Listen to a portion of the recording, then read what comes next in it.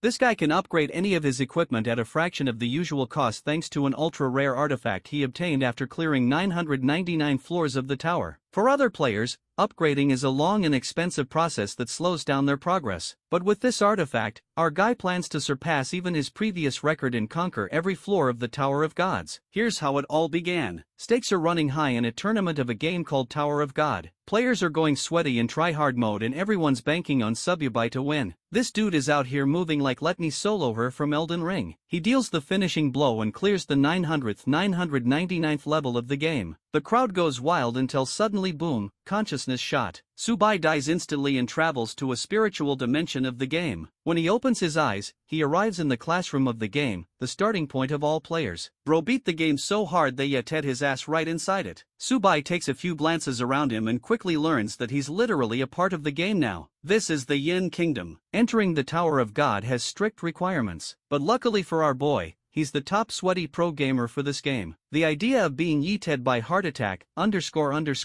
doesn't scare him. It actually excites him. The best part, no one's cleared more than 99 floors in this version of the game. This means a dude like Sububai would be a god amongst their ranks. The instructor tells the students to crush the crystal, immediately teleporting them away to the newbie zone. Smashing it in his palm, Sububai officially starts his real experience with the thrilling game. Unfortunately, bro's data has been wiped clean, so he's got to start over from scratch. Subai spawns into the beginner zone and discovers a unique artifact as a reward for clearing the final floor. This supreme artifact trumps all other class types in the game, ranging from rough to common, excellent to rare, perfect to legendary, and finally epic and supreme. This supreme artifact helps him upgrade any equipment with a 100% success rate at the cost of a small fee. With this, Sububai is already ahead of the competition. Setting his sights on the beginner tavern, he wonders if the tavern lady still remembers him. Our boy inspects his beginner stats and realizes that this is no longer just a game without consequences. Every move he makes is going to risk his life, so even a 10% stat boost at the start is a godsend. The nice thing about his supreme artifact is that it automatically detects upgradable gear. The idea that even a piece of basic shitty equipment can be upgraded surprises our boy. Bro goes all in,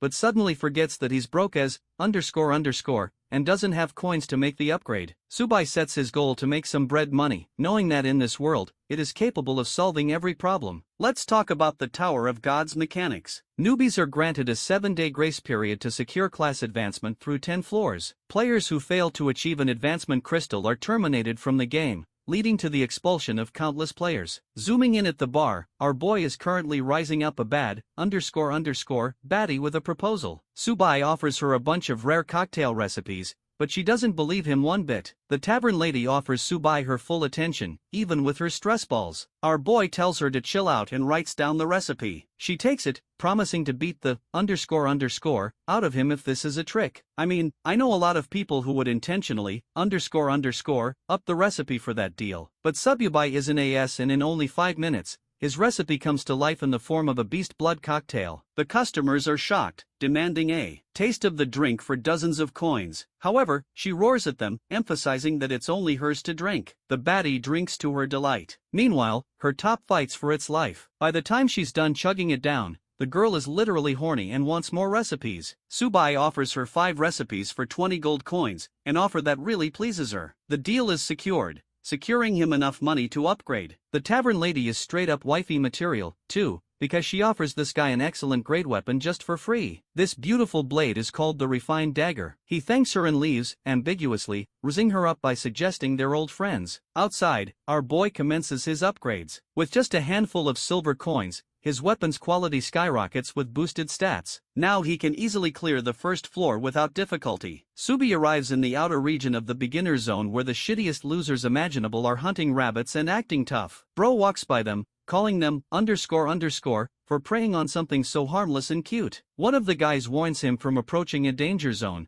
but the idea is so baffling to him that our boy doesn't even care. Suddenly, a wind serpent creeps up from behind to attack him. Sububai reacts so quickly with his blade that it doesn't even faze him, turning the thing into sushi. The rest of these beginner-level noobs are at a loss for words, acting like he just split the earth or something when really it was just a level 1 monster. These guys warn him to be careful against the serpents as one critical hit could spell his hand. Appreciating the tip, he tosses them a copper coin and leaves. The losers think that he's lost his mind and will inevitably be killed, but Sububai is treating this place like a breeze. Another wind serpent attempts to flank him only to get stabbed in the neck. Unfortunately, the grind is way too slow at this stage. This means our boy has to pick up the pace and eliminate hordes of monsters to clear the first floor. 3 more of these flying, arrive, only to get cut up like paper with a couple of slashes. Subai enjoys farming experience points and coins off of them. While the system officially makes an announcement regarding the 10th season of the tower, and excitement takes over him. This time, he's got the supreme artifact by his side. Nothing is going to stop this man from securing the first kill reward. Meanwhile, the loser party is yapping about who gets to be the first person to secure the first kill. Typically, the 3 great families are known for securing the first kill each year. Lina-chan, the eldest daughter of her family, is so stacked that her gear costs tens of millions alone. To her, these losers are worthless insects who can only kill rabbits. Not our boy, though. He's chopping up these flying noodles like no tomorrow. At long last, Subai meets his experience requirement for the next level and evolves to level 2. He even got a shitty iron chest for it. Inspecting stats, Subai discovers the system leaderboard. Some of the players are speedrunning level 3 already. He wasted too much time focusing on the supreme artifact, but now his main goal is to steal the lead of the top players. But first, Subai is interested in the chest before him. Popping open the black iron chest, our boy unlocks a basic cloth armor with an additional 30 copper coins. Subai is put under the dilemma of either boosting his premium dagger or upgrading his armor. Knowing that the beginner zone boss isn't going to be hard to beat, he decides to spend the upgrade on his premium dagger. The system requests him to choose the number of upgrades for it. Subai only selects a single upgrade costing him 50 copper coins. With this, the blade evolves into a refined dagger, saying, "Fuck it, we ball." This man decides that it's time to boost it to the max. For a 7 times upgrade, Subai selects the option and spends the necessary coins. The system kickstarts his weapon's evolution cycle. The refined dagger has now acquired 8 additional points,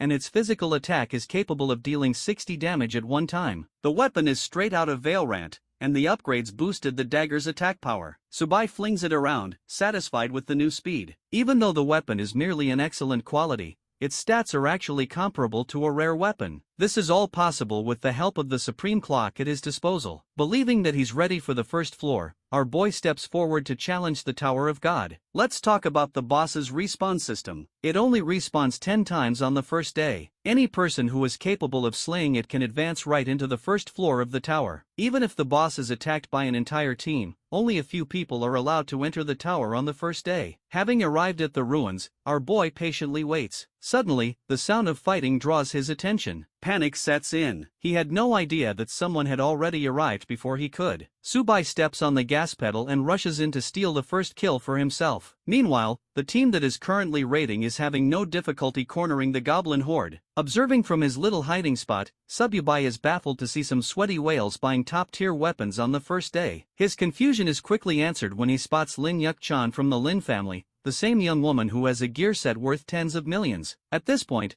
Bro's mighty dagger feels dirt cheap next to her, her team members scramble on ahead to charge at the goblins. Her personal assistant, Blonde Boy, thinks that they'll easily reach the first floor in no time. However, Lino-chan highlights that the other 2 major families might also be tailing them closely. Suddenly, Yu-chan senses someone's presence and immediately calls out the man hiding nearby. It's our boy, who gives up after being exposed and greets calmly. Yukin's assistant questions what team he belongs to, with our boy assuring that he's playing solo, so there's no team with him. He also emphasizes that he doesn't want any trouble and was simply passing by, but the young lady is suspicious of his words. She and her team are filled to the brim with top-tier equipment, and even then it took them 30 minutes just to get through the forest. And yet this guy arrived at a similar time all on his own. Subai plays innocent and bids them farewell. Jomf is suspicious and accuses Subai of stalling them so he can take on the boss. Sensing urgency to act, the young lady stops one of her battalions and orders them to cooperate with each other just so that they can prevent Subai from leaving. She has no intention of losing her first boss to a random nobody. 7 warriors rush down our boy. Subai isn't worried about getting jumped and merely calls the situation annoying. Manifesting his dagger, he taunts them for dragging him in their mess. The snarky assistant thinks that our boy is being arrogant as he's nothing more than a level 2 newbie against a group of fighters. The warriors quickly pounce on our boy while Subai is more than happy to entertain them. The first attack is in the form of an arrow which Subai casually deflects with a simple reaction. This attack was actually from the young lady herself and his reflexes shocked her. Next up,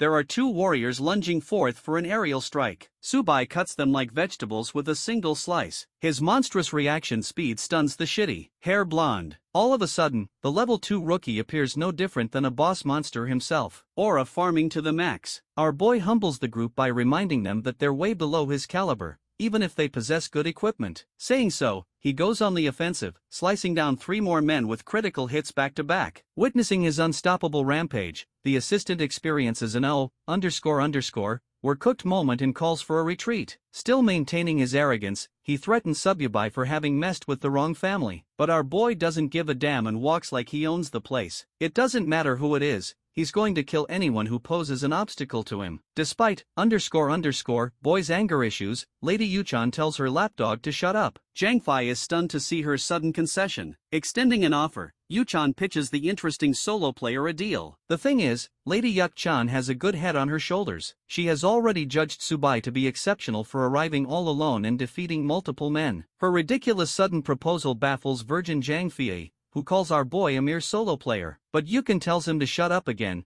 reminding him that their objective is to conquer the Tower of God without exception. Our boy thinks it's a fair deal and assures them that he won't attack or disturb their group again, provided that they grant him a protection tax benefit, a silver coin for each person. Subai thinks that it's a fair price, but SFA is losing his marbles at the young man's audacity. For the third time, the young lady tells her lapdog to shut up. The young lady surrenders 3 coins as a token of friendship. She also wants our boy to add her as a friend. Subai is chill with that offer as long as she can offer another gold coin. This man is out here squeezing the gold out of her. Yuk casually accepts the offer while young Fei is twitching like a loser. The baddie makes a second suggestion recommending that Sububai and the team hunt the beginner boss together. Her continued interest in the first boss's defeat is clearly evident in Sububai's observation. Knowing that, he accepts the deal as long as they can settle on another condition. Yukin hears him out as he makes a ridiculous offer again. Our boy wants to take full control of the group as part of their strategy to defeat the boss. Subai doesn't give a flying rat's ass. The only way he's going to let them participate in the kill is if they follow his orders and don't become an obstacle. Despite Yukin's openness, she's not on par with the deal and refuses to give up leadership. Treating it like no big deal, our boy turns the other direction and is more than happy to leave them behind. Suddenly, Yukin flips a switch. She literally offers this man 100 gold coins out of the blue just to get him on her side. He declines her insulting offer, knowing he's going to get way more by killing the boss. Young Fei calls him out for acting like a big shot, but something's not right, and Yuchan can sense it. She's doubtful of her chances of defeating the boss with a team. And yet, here Sub is walking around acting like he's already won. In the next scene, our boy is busy playing with the system. Thanks to his new gold coins, he can upgrade his equipment again. Remember that basic cloth armor? He prioritizes upgrading it now,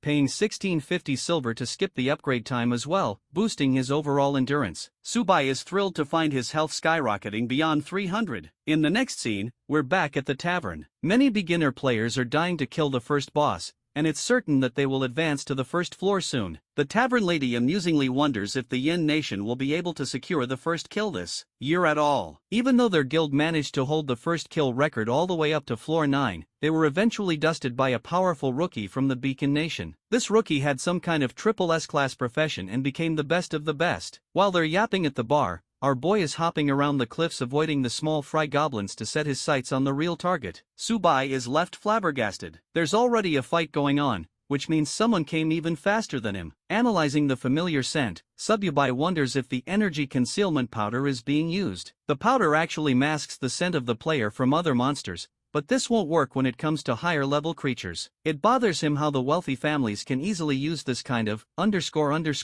to quickly advance ahead. Deep inside the boss's lair, a group of warriors are fighting for their lives against the surrounding goblin horde. If the boss was already fighting a group, then our boy would have had to wait an entire hour before getting his turn. One of the warriors alerts brother Wang, sharing that a complete newbie has arrived out of nowhere. Wang doesn't think it's necessary for them to stop him, deeming him harmless. Then there's Li Yuan of the Li family, also belonging to one of the great families. She thinks the kid is recklessly meddling around. While they're busy insulting our boy, some of the warriors suddenly gasp in horror watching Sububai approach the boss. The boss in question is a titanic goblin. It was asleep in its slumber until our boy tossed a blade across its chest, awakening it. The intimidating goblin king gets up from his throne, towering over the newbie, who dares to challenge it. Subai isn't afraid. He's more than happy to take on the beast. The Wang group is worried about the boss and awaits instructions from their leader. Wang Shi believes that the newbie will be squashed like a bug in a few seconds. The first attack comes from the enraged Goblin King, who smashes its mace and erupts the ground. Our boy dodges it with finesse,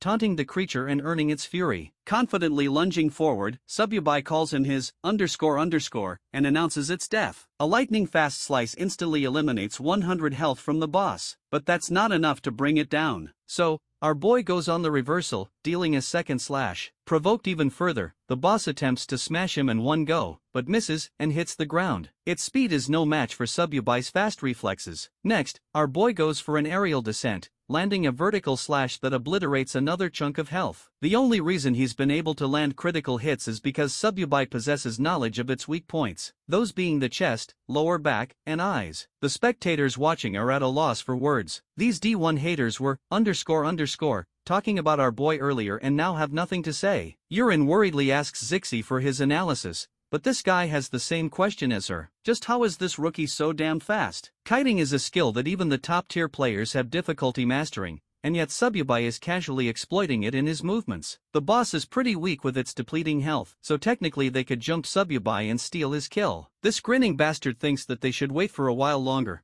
believing that the rookie will eventually make a mistake and feel the wrath of the Goblin King. I mean, Sububai is pretty casual with it, and he's violating this beginner boss at this point. The Goblin King screams in pain and tries to attack again, but he completely misses and allows our boy to land yet another critical slash. The Goblin King roars in fury, but this cry isn't one of pain, it's a calling to summon its troops. Our boy realizes that things are about to get complicated, but hilariously, the tiny goblins actually focus their target on surrounding Zixi and Ern's group instead. Zixi rallies his group into attack formation to penetrate the circle of goblins. Yurin thinks this is a useless endeavor, especially when an endless wave is quickly surrounding them like flies. Concentrating his attention on the Goblin King, Zixi instructs his team to clear a path to the best of their ability. With the team busy sniping down the goblins, their leader marches on ahead so he can deal the finishing blow. Even with Sububai's overwhelming ability, Zixi thinks that he can steal the killing blow just in time, refusing to let nobody rob him of his glory. But here's the thing, our boy isn't a dumbass and knows that this guy wants to steal his kill. Subai can spot the mid-tier magic scroll from a distance. Confident of his victory, Zixi tosses open the magic scroll,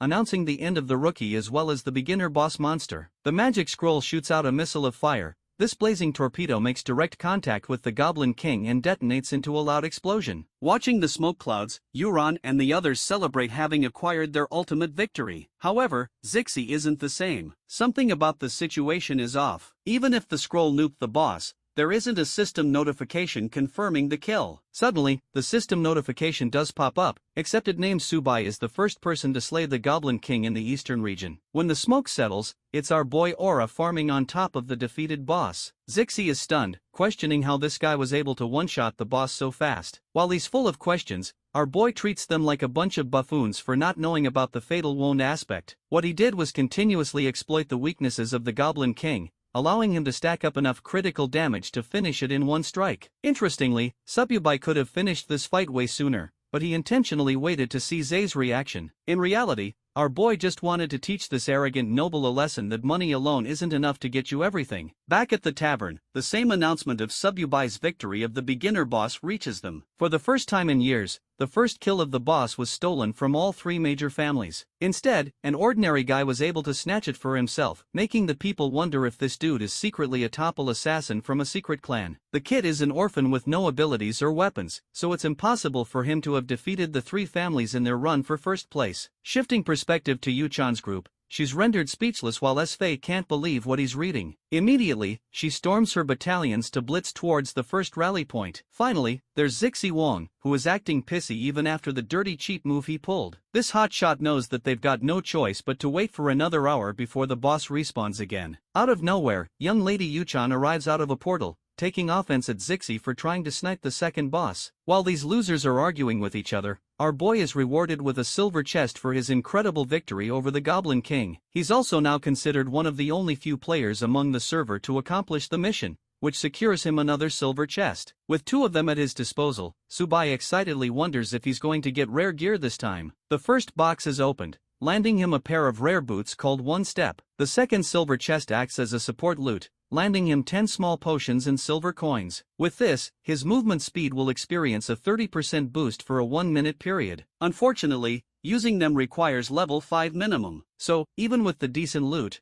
our boy can't use it right away. This reminds him to check the leaderboards of the 10th season of the Tower Challenge. He finds the list and discovers quite an upset. You would think that our boy achieved some top spot, but he's actually ranked 98. Inspecting even further, Sububai discovers that the top scorers killed the boss even sooner. They're from other regions, but it's clear that these whales spent a lot of money to get top-tier equipment to finish that early. Drinking one of the potions, Sububai gains a temporary experience point boost for 60 minutes. His main focus is to grind his levels even harder, especially when there is a whole list of people stronger than him right now. Walking up to a dungeon portal leading to the first floor, he welcomes the season with great anticipation. From the other side, Subai finds himself in a spatial dimension. One look at his surroundings makes him realize that this is actually the Dark Maze dungeon. This confuses him a bit. The thing about the beginner zone dungeons of the tower is that there are many different types ranging with different difficulties. The Dark Maze dungeon. This one ranks roughly mid to high difficulty in the beginner course, making it one of the most challenging ones for new players. Placing his foot precisely,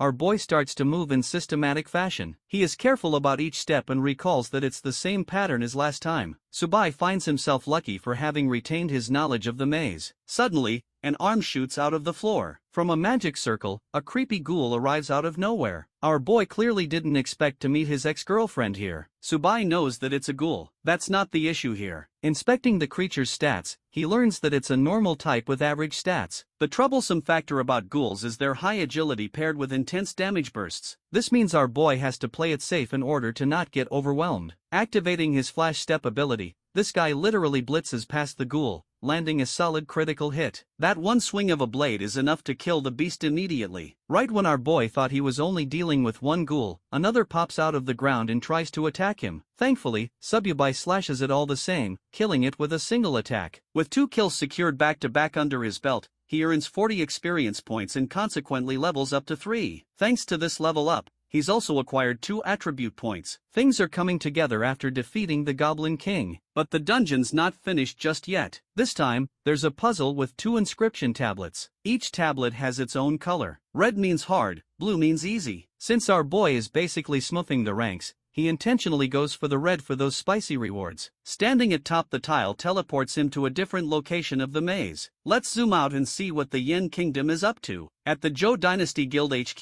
the Guild Masteraster learns about the smooth progress of Jun Kai. Zhou Wan, the founder and leader, doesn't care about meaningless progress. All he cares about is that they secure the final prize. His assistant thinks both the father and son are similar and assures the guild leader that young Master Jun Kai will stand at the top of the rookie ranks this year. But the guild leader snaps, roaring at his assistant. The thing is, every season before this one had its own rookie king. Each of them is a competent warrior who had to struggle to get to where they wanted. It's not just any title that can be assigned to a Nepo baby. Zhou Wang is hoping for the best for his son, believing that he will make him proud. Back to our boy who is currently obliterating a trio of ghouls like butter. 3 more down, he gains experience points and nearly reaches level 4. These monsters are helping him farm points with ease, and his experience potion makes it all worth it, too. With all of the ghouls defeated, their corpses vanish from the room. Surprisingly, 5 tiles light up in succession, each boasting a different color. Subai stares at the intriguing gray tablet, which always leads to a hidden room. It's not a bonus he expected, but he welcomes it with open arms, curious to see what lies at the end of this route. He steps on the gray tablet to reach the hidden room. The moment he teleports is also the moment he is welcomed by dozens of bloodthirsty ghouls. These Spider-Man wannabes waste no time pouncing on top of our boy, but they forgot they were dealing with Mahal Jordan. Sububai leaps up to accept their challenge and slashes every single one of them. In the time span of a few minutes, this man defeats every single ghoul in the room, achieving level 4 and earning points in the progress. Subai excitedly checks his level system, having cleared the hidden room. Despite the difficulty of the room being S, this managed to clear it without any problems. With his preparation finished, our boy thinks that it's finally time for him to pay the boss a visit. First, he inspects the global rankings. Among them, Zhou Jinchai is at the top with Lin Mingxuan standing second. But even then, it appears that the boss is yet to be defeated by anyone. Naturally, Subai steps on the red crest, opening a crevice that leads him to the boss. This time, he's thrilled to speedrun a record for the rest of the players to feel jealous of. With that determination, he arrives inside the boss's lair. The lair is gigantic, encompassing the floor of one's boss. There are gargoyle statues with a gigantic oxman sitting on his throne. The beast exudes a thrilling aura donning a warrior outfit. Subai doesn't even consider them a nuisance anymore. Rushing in with his refined blade, Subai demolishes the group of ghouls in successive mutilating strikes. The servants are defeated in little to no time while our boy charges full speed ahead to mess with the boss monster still sitting on his throne. A pair of red demonic eyes glare at him with fury. A floor 1 boss is acting like the final boss for some reason. This Minotaur is classified as an elite level threat with a gargantuan health bar of 55,000 points. It even has 3 different skills to confuse the players. But even against all of that, Subai is chill and taunts the Minotaur for being just as cocky as he was before. First up, our boy throws his decoy sword to lure the attention of the boss. The Minotaur casually swipes the sword with a flick of its hand. Annoyed, the Colossus grabs its enormous battle axe, channeling streaks of electricity. Prepared. The monster lets out a battle cry that shakes the dungeon room with its ferocity. The battle cry activates the 2 gargoyles that were sitting on top of the pillars. Subai displays no signs of fear and instead shows true excitement at being challenged. The explosive Minotaur activates its trample charge skill to unleash a heavy swing of its axe. Meanwhile, the 2 gargoyles are planning to attack our boy from behind. Fighting strategically, Subai first evades the swing, causing the Minotaur to stagger and create an opening. Then he exploits the same opening by stabbing the monster at its weak point, landing a critical strike upon first contact. The monster roars, but our boy's already on the move for a second swing and zooms past the battlefield. Reading the Minotaur's next move, Subai anticipates another slashing strike. But before they could do anything, this guy literally speed blitzes all 3 of his targets with an array of slashes from top to bottom. Each slash causes an immense amount of damage thanks to Subai's lightning-fast slipstream skill. Enraged, the Minotaur attempts to stomp our boy. Subai dashes away with ease. Right now, the Minotaur is furious. So furious that it burns an orange aura, tapping into one of its 3 skills called the Heavy Bull Charge. I don't know about you guys, but if a house-sized bull covered in flames, charged at me, I would be praying to every god on earth to save my life. Subai didn't anticipate the miner to use a skill so quickly. The monster is moments away from trampling our boy, but it's exactly what he wanted to happen in the first place. Subai uses the bull's rage against him and casually evades the charge just in time, even taunting the Minotaur for missing its target. He traumatizes the boss monster with a stinging slash across its eye. This critical hit is so nasty that it chops off 1,000 points immediately. As for the 2 gargoyles ganging up from behind, Subai experiences no difficulty dealing with them. He simply waves his weapon across the field and cuts through both of them. Thanks to the added points, Subai shoots up to level 5 at last, finally reaching his desired goal. Now he can use the broken skill of his rare footgear. Subai selects it and activates his one-step ability, boosting his speed by 30 seconds. He was already fast, but now he's so unstoppably fast that the Minotaur can't even see him. Streaks of blue cut past the creature's body, slashing all over and rendering him buckets of sharp pain. Enraged and insulted, the Minotaur is forced to enter its berserk state. This maniacal state of the monster is a nightmare to deal for even its own servants as it crushes the ghouls in anger. Subai mocks the beast even then, calling the fight a mere playground experience for him. His effortless maneuvers overstimulate the Minotaur's body as it helplessly searches for its target. With the berserk mode fading to 0, the miner angrily dashes ahead to attack. But the moment he decides on a direction, Subai simply teleports behind the boss with his godlike speed, confusing it over and over again. Exploiting an easy opportunity, Subai slashes the Minotaur's chest, landing yet another critical hit. The same towering beast that looked intimidating at the beginning of their battle is now on its knees, losing continuous HP because of rapid bleeding. And now the boss is just an easy target to kill. With the monster immobilized, Subai plunges his blade into its thick skin, forcing out more blood. This last hit just now extinguishes 3,000 points of health. In the end, the monster no longer has the health to continue the fight and topples to the ground with a heavy slam. The conclusion of the battle earns Subai an entry ticket to floor 2 of the dungeon. Having defeated the first floor's boss with a perfect battle rating, the system awards him with a whopping 10,000 experience points. The system also honors him with the achievement of becoming the first player to beat the first floor boss. His reward is a golden treasure chest as well as an experience orb among gold coins. His speedrun time is just under an hour, which also breaks the all-time record for clearing in the Tower of God. On the flip side, a certain someone is facing the giant Minotaur with a blazing explosion. This person is none other than Jojun Kai, who possesses the 10,000 Calamities Annihilation Cannon. This trust fund baby thinks he owns the world because of daddy's money, but right as he's fighting the creature, the system announcement pops up, informing the players about Sububai's incredible record of defeating the first floor boss. Juenkai's face drops in shock, unable to comprehend how there could be someone even faster than him. At the current leaderboard, Sububai has just displaced Juenkai's #1 rank. This guy is so salty that he thinks our boy must have cheated because there's no one who could have defeated the Minotaur in under an hour. The system notification has gained the attention of many people, making them question the legitimacy of the player known as Sububai. No one would have thought the Yen Kingdom would be responsible for recreating a monster like Li Zhenshuren, who became a legend for his nation. From Sububai's performance so far, people are already banking on the chances of him succeeding as the rookie king of the season. Even more alarmed is the guild leader, Junkai's daddy, who questions the identity of Sububai. Still,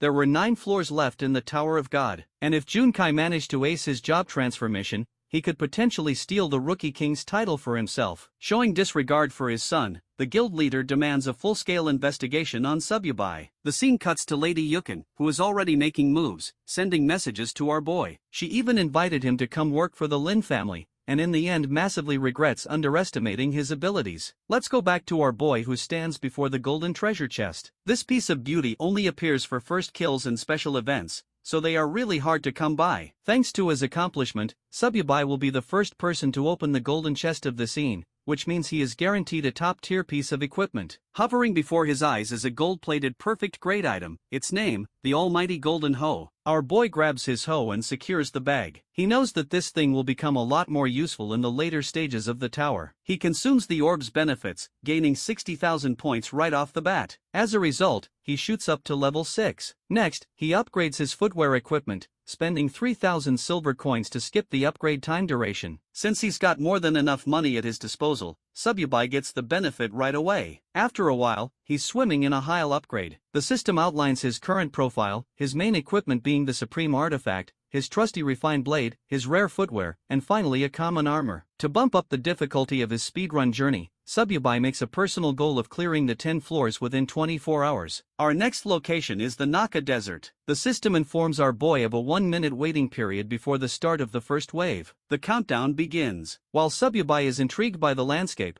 knowing what he does in the desert, Sububai is expecting 10 waves of monster invasions, but that seems way too slow and easy for him, so he wants to look for a way to help them spawn even faster. The first creature pops out of the summoning portal just behind him. This ugly freakazoid is the sawtooth lizard with a venomous bite. Sububai is genuinely bored and thinks that these guys are only going to waste his time. Instead of waiting for them, Bro seizes the initiative and makes his first move by lunging right in. With a single slash, the first lizard is slain with a critical hit. Then another back-to-back until the entire wave is annihilated. Now that all of them were dead, the second wave would arrive in another minute. The normal battle process of defeating these lizards takes about 10 minutes, but our boy easily managed to defeat the wave in 2. The second wave follows suit with Sububai popping open the use of his one-step gear. This way, he'll reach them even faster than before, and wipe them out quickly. With the effect activated, this man becomes the Flash, securing kill after kill after kill in a zigzag motion. Subai is so excited that he wants to break all of the records he made in his previous life. The system dubs complete annihilation of wave 2 of the lizards. The third wave quickly spawned only to get killed all the same. The fourth spawned, also dead. This happened until eventually our boy confronted the boss of the second floor. Sububai is seconds away from dealing the finishing blow on the werewolf. His final slash nails the last strike, ending the creature's life. With this, floor 2 has been cleared, and the entry ticket for the third has been granted. The system awards him with another golden treasure chest for securing the first kill of the boss. His clear time was only 30 minutes, too, making it a really fast speedrun. Popping open the chest, our boy discovers the one thing that he desperately needed the most. A perfect grade linked armor clad in purple and gold. This thing is a beast with a regeneration effect, too. Subai is proud of his luck and heads right into the upgrade settings to boost its stats. He doesn't want to make it completely overpowered to the point not even he can use it. Spending 1 gold coin, our boy moves forward with the expensive upgrade, feeling satisfied with his premium investment. Subai's level jumps up to 7 after consuming another experience orb. He is now powerful enough to challenge the third floor with the entry ticket. Our boy steps towards the portal after extinguishing 100 gold coins like nothing. His current hurdle is shortage of funds. Inside the silken cavern of the third floor,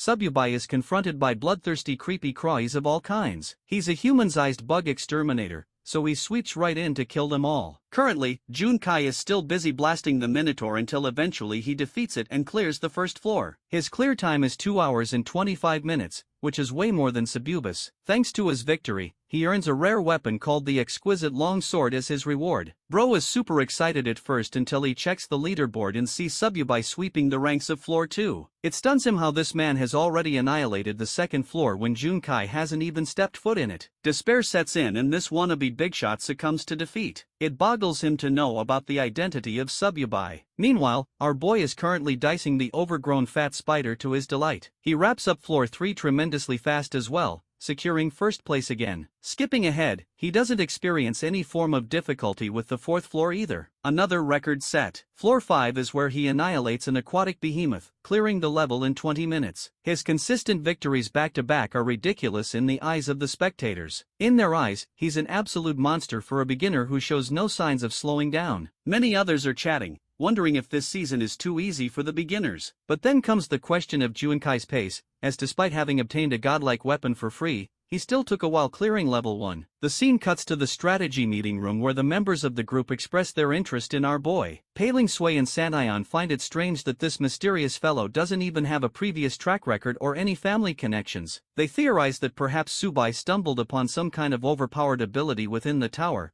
but that's extremely rare. Only 10 pieces of epic-grade equipment exist in the Yin Kingdom, so it's not reasonable to think Subyubai has one. Linghui and Nyan are two of the most competent fighters the Yin Kingdom has ever known, and even they are dumbfounded by this situation. Their argument is brought to an end by strategy leader Captain Sukong. This guy doesn't care about the specifics. All he cares about is purchasing Subai's weapons after he returns from the tower. He reasons that they could set a meeting with him to discuss details. Nantian shares his objections, but the captain quickly shuts him up, emphasizing that the rookie squads have always worked this way. They could use Subyubai for their own benefits. Saying so, the captain dismisses the meeting and leaves. Linksway teases Nantian to worry about himself as he's at the verge of being demoted to the second-tier team. Back to our boy. He's currently analyzing his basic stats. Each level up grants him 8 points randomly, but the one thing draining his wallet is the lack of funds for equipment upgrades. From now on, a minimum upgrade is going to set him back 13 gold coins because that's just how good his gear has become. Despite having 300 coins already, Subyubai is thinking about clearing floor 10 and acquiring 500 coins. Achieving the Rookie King title will also grant him 200 coins, but a deparing reality sets in. It's still not enough. This man needs Elon Musk levels of money to really advance his weapons. Suddenly, a person came to his mind. Inspecting the system settings, Subyubai opens his messages, realizing that it's time for him to accept proposals. Remember Lady Yukon? He offers her a whole bunch of crystals for different price points. The interesting thing about this deal is that he's offering a discount from the market price. Yukon folds and accepts to buy the entire stock. Our boy is more than happy to sell her 30 crystals with the idea of selling even more later, finalizing the trade and acquiring his beloved coins. Subai steps into floor 6 to continue grinding. Wild Oasis is one of the more difficult floor levels of the tower. This is the part where things started to take an upward shift. The boss can appear out of anywhere, so you have to look around. Wielding his newest weapon, our boy grabs his trusty crossbow for the job, except he doesn't have a bundle of arrows. Subai intends to do his best. While he's navigating the area, he is suddenly confronted and surrounded by a group of jaguars. This is the perfect chance for our boy to test his new weapon. So, he shoots a whole bunch of arrows. The arrows instantly take down a bunch of the monsters, but there are a few that lunge at Subyubai from behind. Sensing danger, he flips around and shoots them all the same. With the monsters killed, Subyubai decides to reuse the arrows from their corpses. The good thing is that they can be used twice, which means he could save them for later floors. When they've expired their use, he's going to make bank by selling them to Yuchan. Arriving at the stream, Subi remembers that this location is where the boss is known for spawning. Moving against the water, he senses a tingling feeling. This confirms the location of the boss. Like clockwork, Subyubai senses its arrival and jumps ahead to defeat it. However, he finds a bunch of trident-wielding fishermen instead. These guys are normal monster types in a group. Subai targets each one of them with his range weapon. The first few arrows easily kill the fishermen. Their bodies also drop a rare bag of coins as well as a job transfer crystal. Our boy selects the B-rank crystal, which has a high drop rate in this location. Next, he prompts the system settings for the crystal and sends it to Lady Yuchan, offering her a trade. The woman takes one look at the warrior class crystal and presents 100 gold coins or 100,000 in cash. Milking the out of her wallet, Sububai forces her to double her offer and the deal is secured. Next, he pounces away happily, having secured another round of farming. Suddenly, Sububai hears an intimidating screeching sound. He turns around, excited to confront the boss at last. This dude is also a fisherman,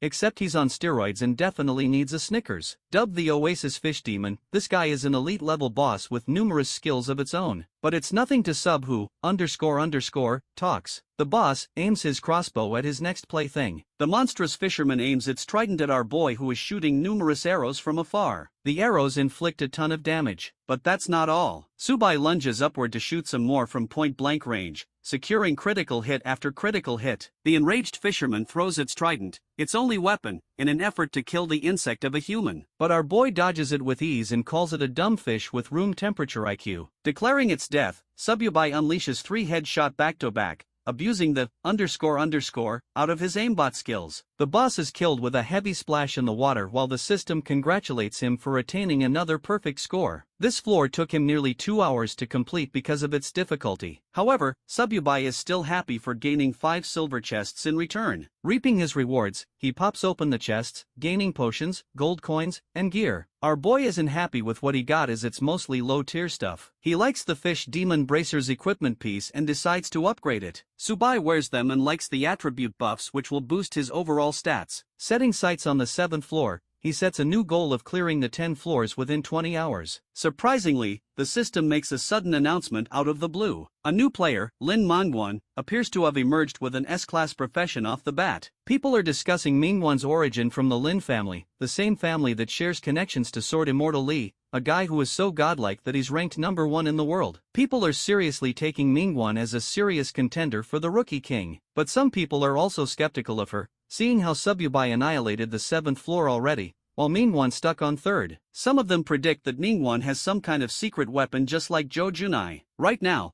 our boy is sitting at the top with Manhwa and Junai trailing behind. The spoiled brat is enraged for being 3rd place and intends to take his revenge after the 5th floor rankings. The 7th floor of the Tower of God brings us to the Dark Castle. Here, our boy is going up against the Primordial Edgelord. He slashes the old bag of bones with a critical hit. On the 4th floor, Manhwa is currently busy pummeling the Lizard Man, refusing to stay stuck in 2nd place. Junkai is on the 5th floor and freshly acquired a class-changing stone. His awakening is actually incredible with Junkai entering the double SS rank class as a gunner. On the 8th floor, we have our boy challenging a bunch of skeletons in the Abyss of Pain. Subai slashes them once each, killing them with a single blow. He's excited by his current trajectory, knowing that only 2 more floors are left to topple. Manhwa defeated the 6th floor at the same time as Junai. They're battling for 2nd place while our boy is on the 9th floor already. This place is disgusting because of its ugly zombies. While he defeats them, Manhwa secures position at the 7th floor, killing the boss. At long last, Sububai has climbed his way to the top on the 10th floor. This one is called Nightmare Platform, housing the eldritch boss monster called Nightmare Heroes. Like always, our boy basically calls him Lil Bro and declares his goal of seizing the Rookie King title. The fight kicks off, with Sububai lunging for a proper finish, refusing to play around with his opponent. At once, he renders a dozen slashes to cut open the boss. The behemoth responds with its claw, but our boy easily counters it, mocking the monster for being foolish enough to attempt it a 2nd time. The fight comes to an end when the phantasm is severed clean with a final vertical strike. The same nightmare monster that is supposed to be hell to deal with just got humbled. With all 10 floors cleared, the system announces Subai for becoming the first person to clear the 10th floor, earning him the title of Rookie King. This title significantly boosts his experience points passively and adds attribute points, but it will only last for 1 season's duration. The important thing is that he secured a triple S-class crystal. With 5 golden chests held in reserve, our boy is expecting top-tier loot this time. First up is the rare Tiger Sword, which is kind of mid. Then there's a treasure map, which is great for navigation. An energy shield and a light stone aren't too impressive, but better than average. The best of all among them are the Fire Dragon Gauntlets. Their stats are so good they could be classified as epic gear. Testing out their strength, our boy nukes the field with a punch. Observing his profile, he thinks that he'll become unstoppable if he can simply upgrade the gear with the Supreme Clock. Next, he opens 30 silver chests that he collected during his farming run. This secured him enough money to upgrade all of his weapons and even unlock some new ones. Let's check the reactions of the mob. The spectators of Yen are shocked to witness Sububai's successful conquest in 17 hours. He also got a triple S-class crystal, which is the rarest. So rare that the likes of Sword Immortal Lee had won and became #1 worldwide. The people of Yin Kingdom are crying happy tears for the success of their nation. While members of the meeting council are monitoring Sububai's combat footage,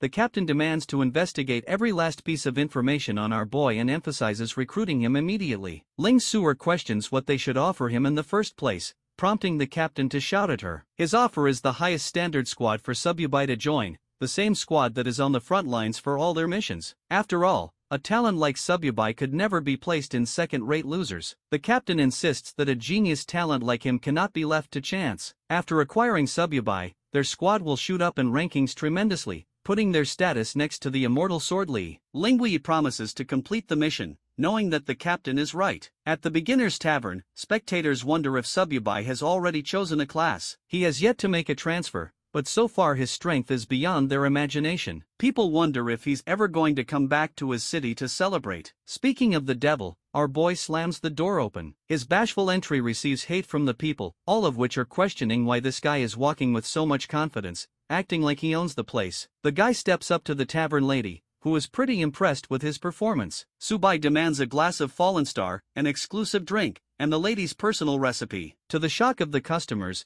the lady isn't flipping out on this guy at all. Instead, she enjoys talking to him as if they're friends. The tavern lady knows that he's got a big load of valuable goods and maybe even something else. She charges him the full amount for the drink. Subai delightfully chugs it in, boosting his stats by 1 point each. Next, he requests a private room for his stay upstairs. Before he could enjoy his sweet rest, Lady Yuck Chan arrives out of the blue. She's come with her bodyguards to forward her professional relationship with our boy. Sububai shows her his sack of crystals, and receives an enthusiastic reaction. They go upstairs to discuss things privately, where Sububai shares the incredible crystals he collected. Their shimmer blinds the Lin family members. Among them, there are 5 B-rank crystals and many low-ranking ones. Lastly, our boy even whips out the S-rank crystal to shock everyone. None of the Lin family members expected this, not even Yuchan, who is probably ready to sell herself just to get her hands on it. This girl is going horny over a crystal while mustache hair at the back is losing his mind. Yukan instantly demands a price for the crystal, setting her sights on the trade. Subai assures her that the rest of the items will be sold at market price. He's looking for 10% in cash and the rest of the amount transferred in gold coins. He also tasks her with a bunch of supplies to purchase, something Yukan can easily do with her network. Subai hands her the list and takes care of business. Bro settles down on his couch,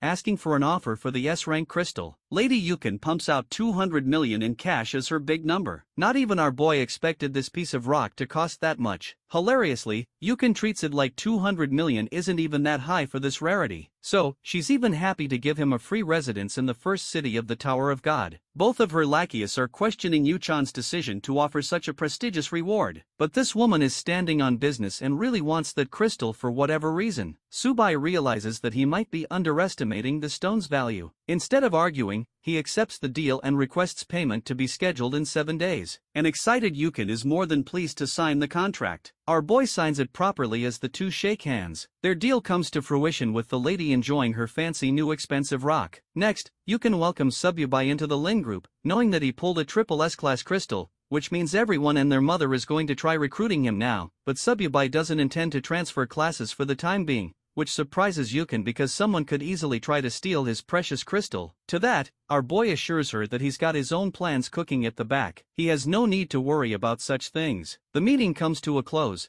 and while Sububai is heading off to rest, he ends up hearing a conversation between two guys. They're suspicious of his identity as Subai. Everyone in the bar now knows his name, realizing that he's the one who made a dramatic entrance. They're so hellbent and focused on him that the tavern lady's business is more chaotic than ever. She intends to even the playing field with him soon. While our boy is dead asleep, this sneaky devil pops into his room. Yeah, every man's wet dream. Tavern lady sets her sights on her target and kicks him awake. Subai is annoyed by her while she complains to him about her business failing to function because of his antics. To make up for all the trouble he's caused, our boy offers a bunch of gold coins. Tavern lady is dazed by the sight of them and immediately switches her attitude. The girl was about to beat his ass and suddenly acts like she can take care of all the problems on her own. Subai reminds her not to kill anyone in her crusade, with her reassuring him that she's not a murderer. Going over an important topic, Subai brings up another affair. The tavern lady is excited, predicting that he's brought her a bunch of rare recipes to sell again. However, what he reveals is actually the triple scrade job change crystal. Yes, the rarest crystal to ever exist. Subai informs her that he's about to initiate the god's trial. It catches her interest, causing her to question how he came to know about it at all. The answer is simple. It's from the information of his previous life, where he'd experienced it more than 100 times already. The tavern lady emphasizes that the only requirement for the trial is the crystal. In that dimension, there won't be any money or equipment. Instead, there will be a hidden class crystal. It's a risky maneuver because if our boy actually ends up taking the trial, the SSS grade crystal will vanish. One shot is all he has, and unfortunately Subai has failed this opportunity over 100 times in the past. He aims to rectify his mistakes and requests her to arrange the trial. The tavern lady is surprised by his determination and reminds our boy that if he dies, it's on him. Subai isn't worried and remains confident in his chances of survival. The tavern lady grasps the crystal and crushes it in her hand, commencing the start of the trial. After the crystal's destruction, the system alerts the player that there won't be any way to escape the trial after it has begun. A magic circle manifests open while the tavern lady warns him one last time. Subai calls her an annoying grandma, pissing her off to the point she kicks his ass into the circle to die. Subai falls into the portal, shouting in fear that she used the same stupid move again. Of course, the boss lady has no idea what he's talking about and wonders if they've ever met before. Our boy plops into a literal hellscape dimension. This place is full of fiery lava. At last, Subai has made his descent into the same trial that he lost many times before in his previous life. The skeletal remains lingering in the hellish river are the bodies of the ones who once dared to challenge the trial. The grim reality is that our boy came here with the same goal as these people. He's in real danger here. Checking his system stats, he realizes that everything in his inventory has been sealed. The only thing he's got left is his golden hoe. Equipping it, he prepares himself for what's to come. The system is about to unleash a gigantic wave of cave demons upon him. With a 60-second countdown, an extremely nerfed version of Subai is ready to rumble. This time, his base stats are higher than they were in all his previous attempts, so there's a chance of victory. The countdown reaches 0 as our protagonist reminds himself to be ultra-focused. If he's not channeling the focus of David Goggins, he's going to be cooked just like the rest. The swarm of cave demons emerges from the portals. They're all comparable to beginner-level bosses with large health pools. Subai knows that he can't wait for them to unleash an attack, so this man goes rushing for a first kill. A headshot on one of the demons wipes out 500 health at once, but this kind of damage is chump change. Subai goes for a double slash, rendering 2000 damage at once and defeating the first demon. His current score stands at 1 point, but this trial has only just begun. Launching his secondary assault, Subai cuts up the second demon in a myriad of strikes. His back-to-back killing spree has already taken out 3 demons in quick succession. Subai's steel slash technique is making a mess out of the demons with each swing. The sword is even given for the test has skills of its own, and it's thanks to our boy's past experience with the god trial that he can use their full potential. More of the demons crawled their way to him. In response, this man unleashes a column of 3 fiery strikes, killing 3 demons instantly with critical hits. Subai is really feeling himself and loves the killing spree. Let's zoom out and check things out in town. People in the forums are busy discussing why the mysterious Subai has yet to change his class. No one would have waited this long to transition into a powerful class. News of Lady Yukon selling some high-quality crystals for auction have also reached their ears. They wonder if Subai ended up selling her all his goods. That's where the tavern lady comes in, beating their asses for disturbing her business. She assures them that Subai's crystal is already broken, which doesn't make any sense because they didn't get a notification of his class change. Tavern Mill assures them that she's the one who crushed the crystal and she's more than happy to crush their heads, too. I mean, I don't think any of us is going to refuse that offer. Back at the strategy group meeting room,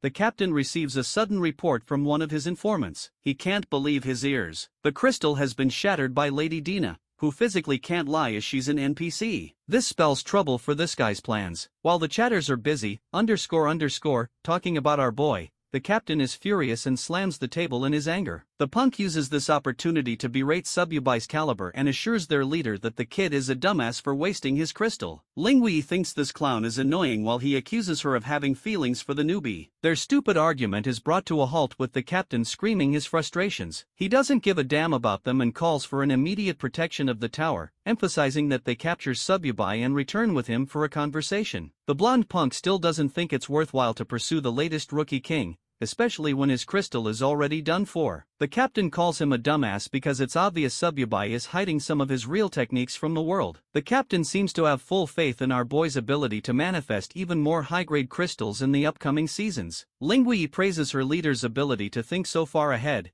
but he ain't no simp and tells her to beat it. Nantian suggests torturing and interrogating Subbubai properly, but that is too inhumane. The captain highlights the importance of securing Subbubai's loyalty for his secret techniques. As the future of Yin Kingdom depends on this mission back to the trial, our boy is slaughtering the lesser demons of the first stage. With the first wave totally obliterated, the system congratulates him. By the way, that __ took 10 whole hours just to finish Wave 1. Subai remembers his dreadful experience in the previous trials. He still has to deal with a damning 9 more floors to go, forcing him to overcome a million freaking monsters to secure top rating. Right now, he's only at 11,000 kills, so this thing is going to take him a serious amount of time. The system welcomes him to the second stage where all of his basic stats are reset. This time, he'll be dealing with a bunch of stinger demons. Commanding the Restore Status ability, Subbubai waits for the grace period to end. He needs to act fast to finish the trial in time. In front of him is a man's worst nightmare straight out of Australia. A swarm of gigantic hornets. They're even poisonous, so their passive drains life, too. This time, our boy is given a lasso iron whip for the stage. He can also switch between different newbie-level weapons to play with different styles. The first stinger demon tries to sting his ass,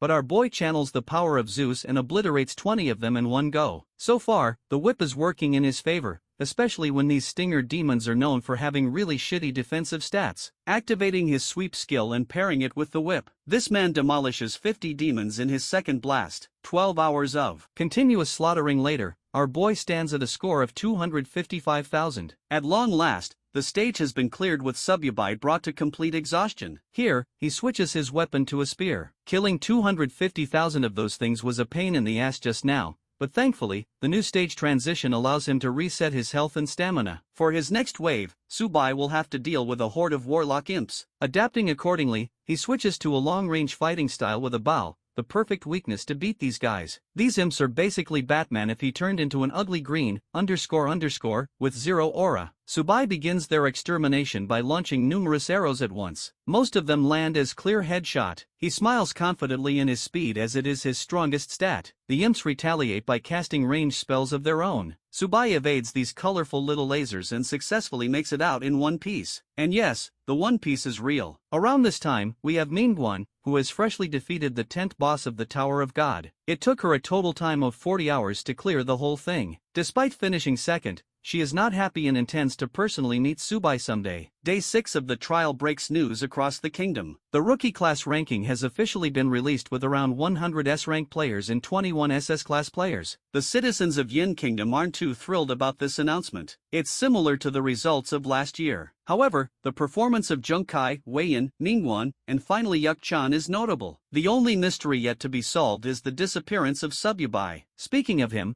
we get to the old tavern where Lady Yu-chan is sipping her tea. Sve questions why she turned down 2 important proposals from the other families, all for the sake of a nobody like Subai. Just like always, she ignores Lil Bro's ranting and demands her to focus on his given order. He tries to whine more, but she shuts him up, stating that she has personal plans to follow. In her friend list, there are only a handful of people, but Subbubai appears to have entered abnormal status. It's been a week since this change, around the same period where the rumors of his crystal shattering spread around. Deducing his condition using these 2 points, you can realizes that our boy is still stuck in the new B-zone doing something miraculous again. Speaking of our boy, let's head to stage 7 of the trial. Here, Subai is dealing with durable golems. These guys are first frozen with ice arrows and then shattered with a secondary shot. He makes light work of them, shattering their defenses and even mocking them for being weak targets to ice magic. As he steps forward to enter stage 8, a realization dawns on him that it's already been a week. He needs to clear 3 more stages before the newbie zone ends. So, he gets to work in even faster fashion. This time, Sububai has to deal with an even stronger version of the demons on floor 1. And he's so damn fast that he kills nearly 30 of them at once. 6 hours of painstaking grind later, Bro arrives to challenge Godzilla. He's got a flaming long sword. Thanks to his incredible speed, Sububai delivers one final swing to kill the monster. At long last, the system receives a notification confirming his 1 millionth kill status. Furthermore, 24 hours are left until the newbie test period expires fully. Our boy excitedly prepares himself to challenge the final stage and the final boss of the trial. Standing in front of a spiraling red globe, he taunts the boss to come out. A gargantuan red magic circle pops out, sending out the literal incarnation of Satan. This is the Red Lotus demon with a damning difficulty of an overlord boasting 1 million health points. This thing is a tough cookie to crack, but this guy cracks all the hoes. I mean, all the bosses. The flaming demon curses at the foolish human and attempts to annihilate him with a single attack. Bro dodges a literal nuke and realizes that he got to be careful around this titanic demon. The fact that this boss has 2,000 defenses alone means that most of Sububai's attacks are going to be useless. Right now, he's forced to be on the defensive, hoping to exploit an opening to make his move. The Red Lotus demon throws dozens of spiraling strikes, each of which is evaded by Sububai's excellent footwork and evasive skills. Equipping himself with a hook chain gauntlet,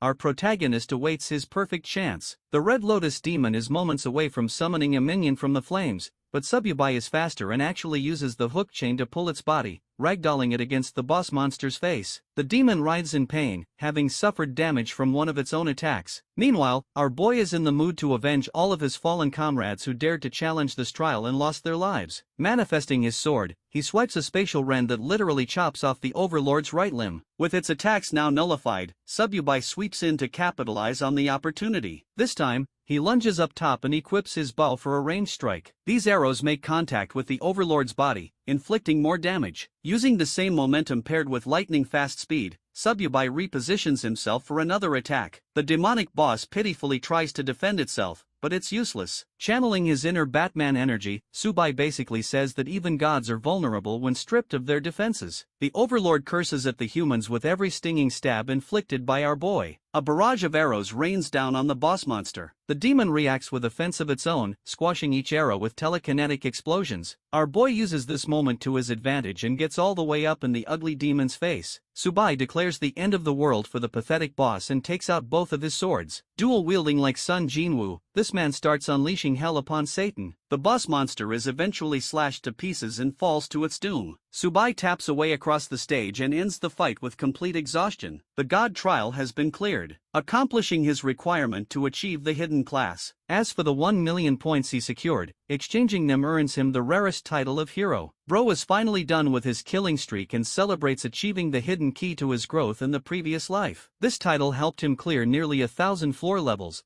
but our boy isn't interested in exchanging his points. Right now, he's most curious to test out the legend of the Golden Hoe. Bro launches his expensive hoe into the lava, hoping to activate its copying ability. After waiting for a while, Sububai's face turns to water, at the realization that he might have just lost his premium weapon. Not even his points were influenced a single bit until suddenly 2 columns of lava shoot out of the hellish river, revealing 2 different pieces of ultra-rare stones. These stones merge together as one, binding them to our boy's spirit. The crystals shatter upon complete merging, dubbing the player as the only wielder of the dual class. Our boy can now access both his hero and demon king attributes. Bro literally turns into 2 faces and endures the painful effects of the merging process. Our boy observes his current stats and peeks at his equipment. Everything is looking solid as he's gained a 5 times multiplier after clearing the trial. It took him more than a week to get through this impossible trial. The same trial that became responsible for ending the lives of those who came before him. Subai bids them farewell and excitedly declares his next goal to slaughter 2 gods at the same time. Yukon is observing her menu status when suddenly she sees our boy's online status. The ground starts to shake out of nowhere. Following the strange and sudden noise, Tavern Batty races upstairs to see what's up. Here she finds his dumbass casually aura farming on the couch. The Batty is stunned that this man actually stood on business and cleared the possible trial. Glancing at his dual-wielding class utterly leaves her speechless. It's a concept that isn't even supposed to exist. Our boy is impressed by her sharp observation,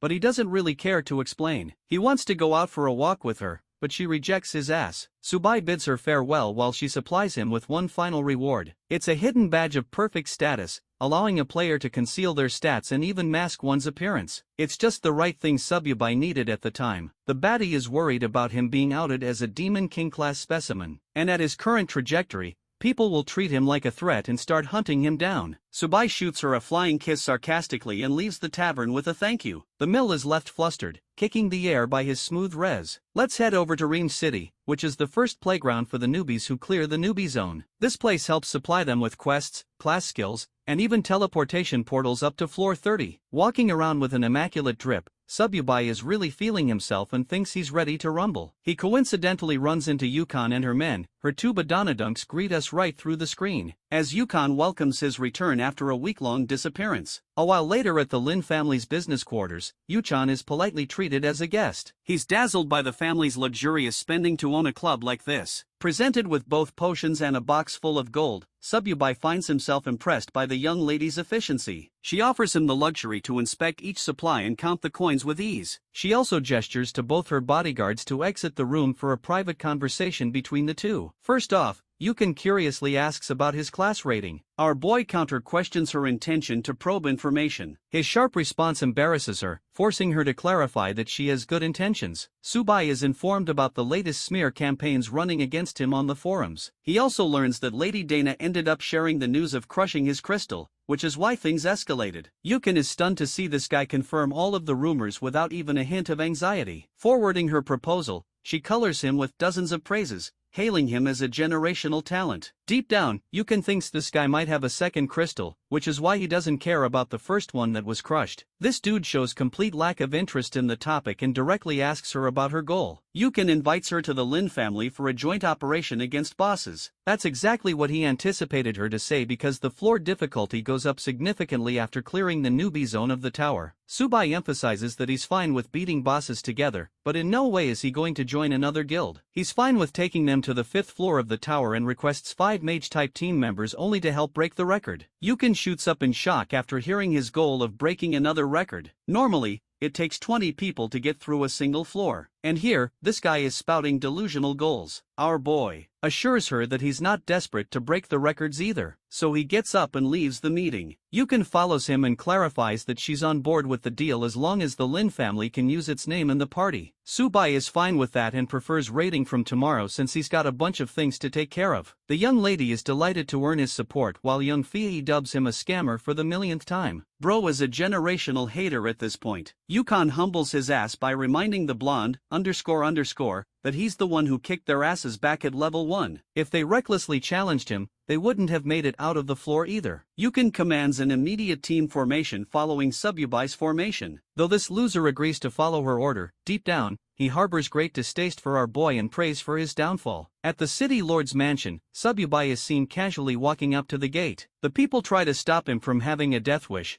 but he doesn't get why this normie is trying so hard. Wuai calls the newbie naive and warns him of the tight security around the city lord's mansion. Subai decides to entertain the young fellow with a little secret. The secret in question is that anyone can get an entry as long as they are crazy powerful. Subai walks up to the guards and reveals his hero title, instantly earning their praise and compliance. The people watching him from afar are at a loss for words, unable to comprehend how this new guy managed to go inside like a VIP. Even now, the guards are escorting the hero with top-tier courting. A smash in the training grounds is heard. There's a fight between guard captain Orlando and the city lord, a mage facing off a sword fighter. Just watching this scene gives our boy goosebumps because it's one of his favorite sequences from the story to unlock rare skills. Even though he himself is a dual-class player, he requires farming skill books to gain new abilities. In this arena, Subai has everything he needs to learn and get to the next level. In fact, the system even prompts him with the suggestion to learn basic swordsmanship skills from the master himself. Our boy happily taps yes and even learns Captain Orlando's skill, the Stonewall. Numerous skills make their way to our boy's system screen and he spams the confirm button like a maniac. 10 minutes later, the mage is getting healed by several other mages while the leader of the city appears unharmed. Our boy didn't enjoy the fight too much as it became very boring quickly. One of the guards informs the city lord about the arrival of a hero. Stunned, the leader demands verification of Subai's identity. He reveals the data and confirms his elite status, earning proper respect from the great swordmaster and his subjects. They're thrilled to be in the presence of a hero after 100 years. This is a confusing remark to our boy who asks for clarification. The city lord shares that a hero is destined to lead Rim City into the light. But this corny description is way too exaggerated in Sububai's view. Instead of glazing himself, he asks information on any quests. Knowing that the hero is currently only level 10, the city lord reveals a new mission. Apparently, his trusty dog is missing, and he insultingly offers a reward of 10 gold coins for its retrieval. It's such a shitty job and underestimation of our boy's abilities to the point Sububai reveals his terrifying aura to express his anger. Wiser of the two, the mage, Captain Orlando offers other missions, thinking of how stupid the city lord's suggestion just sounded. The hero receives 3 new quests to collect materials for rewards. Just then, the great swordmaster also remembers a suitable request. He tasks Subai to investigate a certain area. With so many quests lined up, our protagonist highlights how no one has cleared them before in the main storyline. Ordinary players are far too busy obsessing over the tower floors that they forget about side quests being the key to real buffs. Interestingly, the Swordmaster's quest catches our boy's attention the most. The city lord makes a sudden proposal highlighting the average hero's godlike combat abilities. Long story short, this guy wants a one-on-one fight against the hero, offering a handicap to the hero. The city lord even intends to seal his most powerful skills. However, our boy has different plans and tells this dude to just cap himself around level 30. The same goes for Captain Orlando, implying that this man is about to smoke both of them at the same time. The mage and great warrior are equally stunned and express their complaints with this idea, knowing that the hero doesn't have a whole bunch of skills. Subai shuts their yapping and recommends they communicate in the fight. Both fighters give one look at each other before expressing keen interest in the hero's might. In the arena, the guards murmur their shocking thoughts. The last time these guys tag teamed together was back when they defeated a powerful level 200 monstrosity. And here is Sububai, who has arrogantly challenged them. At the same time, the mage takes notice of the hero's confidence, while the great warrior is thrilled to show a hint of his true powers. The first assault comes from the swordmaster, who uses a simple skill aimed at his opponent. The result? No contact. Poof, our boy is gone. Appearing like lightning from behind, Sububai praises the city lord's precisely timed maneuver. Next up is the mage, who conjures a stone spike basic spell to catch our boy off guard. The very sight of it makes Sububai ecstatic, and he shares no intention of dodging it either. Instead, this man literally severs the stone spikes with a myriad of fast strikes. The hero's godlike reflexes astonish the spectators who didn't expect him to be so strong. But the fight's only just begun, and these two experienced warriors are not finished. This time, they want to hit the hero with a greater surge of strength than before. The mage entraps Subai in a cage of mud, yet another beginner skill. Having immobilized him on the spot, the city lord chimes in with his second stage slash ability, unleashing 2 fire wrens. Keeping his cool, the hero casually ducks both of them, taunting the warriors for being way too predictable. His shit-talking knows no end, but the city lord's already pouncing on him for another strike. An amazing upset occurs. Subai vanishes like lightning from his spot and reappears up top,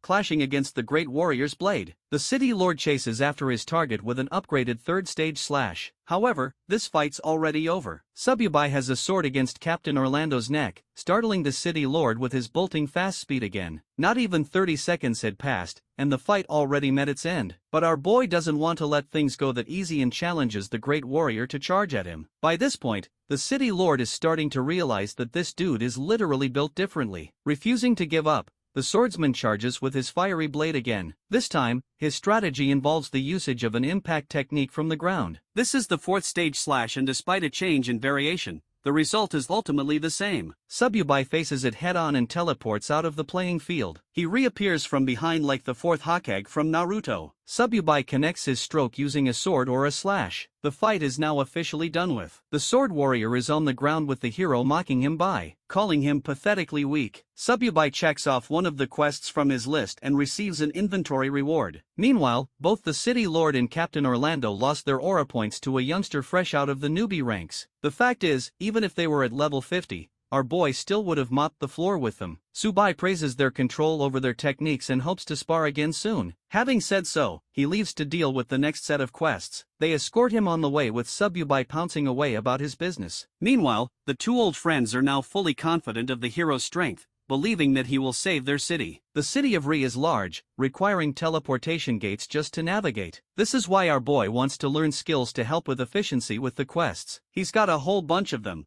so he allots them into his inventory. Upper slash and multi-thrust, as well as stone spike, are the techniques he now accesses. The system outlines his stats. Thanks to his high level of spirit points, his skills can easily level up, and his gear doesn't lag behind either. Confident in his ability to take on the quest, Sububai visits one of the teleportation gates. His next destination is the Land of the Wraiths, where most of the quests are tasked. The guards charge him for 80 copper coins, which is a hefty cost. A vertical portal gate transfers him from one location straight into the Land of Wraiths. This place appears way more realistic than the way it was in the game, but that makes things interesting for this guy who kept only his basic weapon for the journey. The temperature of the Land of Wraiths is pretty darn cold, making our boy regret his choices with clothes. Subai spots a bunch of skeleton warriors in the distance. These boneheads are twice his level, too, but they're all fodder in his eyes, even with superior health. Testing his new skills, Sububai launches triple stone spikes. He lands perfect headshot on 3 of the skeleton warriors, killing them instantly. The rest of the warriors are barged with a flurry of the same spikes. Thanks to critical damage, 10 of them are down within the next moment. The overpowered aspect of this magic spell comes in the form of its absurd 3,200 damage. Anyway, farming the bonehead's Netsu by good old points. He finally feels like the true grind has begun instead of the newbie,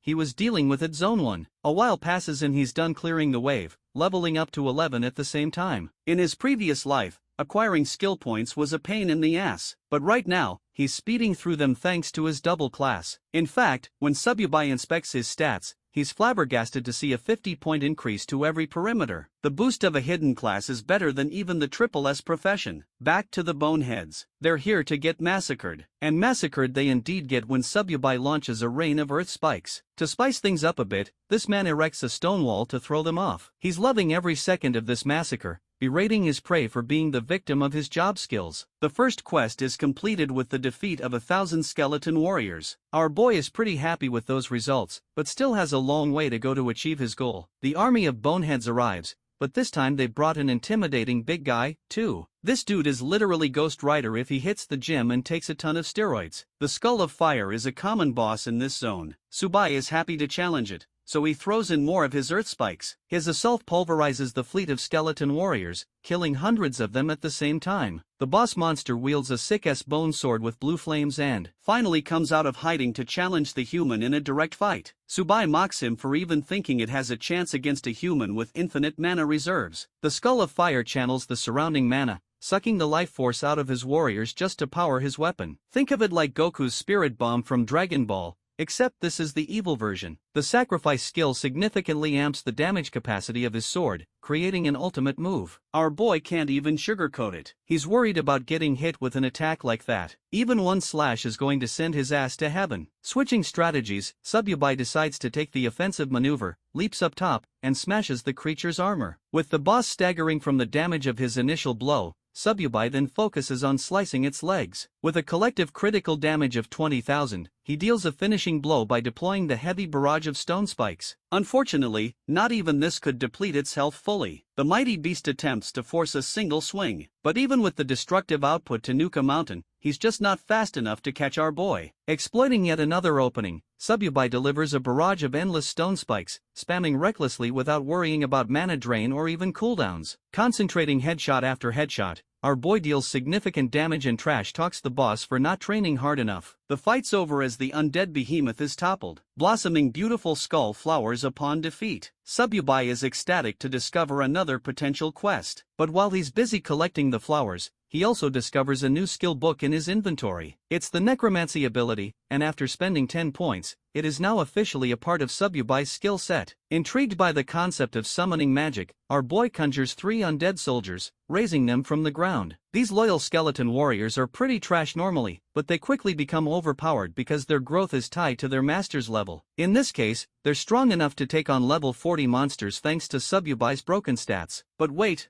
there's more. He can summon dozens of them at the same time to swarm his enemies with numbers. Subai completes another quest by collecting 200 skullflowers, enjoying the fruits of his labor. His next destination is a place called the Death Swamp. It's a completely new section of the map, but it doesn't intimidate our boy at all. In fact, he thinks the spiky little lizards glaring at him are cute. Fighting numbers with numbers of his own, Sububai unleashes the wrath of his undead soldiers to do the killing for him. These boneheads are remarkably useful and make light work of the lizards. With the horned lizard swarm defeated, our boy is confronted by the sudden awakening of a colossal monster. This boss's defense stats are no joke, but luckily, Subai's summoning skill has also advanced a bit. Our boy is distracted by a silhouette in the distance and decides to head first into exploring the